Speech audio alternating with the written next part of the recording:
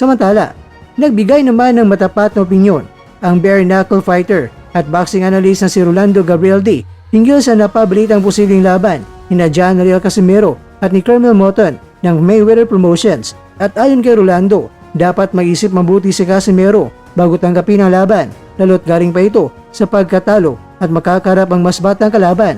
Sa kanyang payag, sinabi ni Rolando na in my opinion, if 4A still wanna fight for glory, wag na muna niya kunin to kasi super dihado, masyadong malaki at too risky, plus galing siya sa talo. Ngunit nilinaw din niya na kung malaking halaga ang alok at makakatulong ito sa kinabukasan ni Casimero at ng kanyang pamilya, maaari niyang tanggapin ito bilang praktikal na desisyon.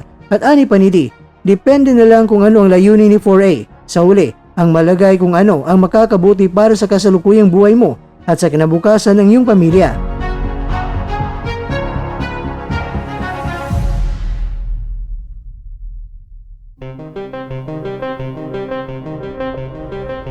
Mga kakwento, sa kabuuan, ipinakita ni Rolando D. ang balanseng pananaw na sa mundo ng boxing, minsan ay kailangang timbangin hindi lang ang karangalan, kundi pati na rin ang kabuhayan at kinabukasan na isang mandirigma nating kabayan.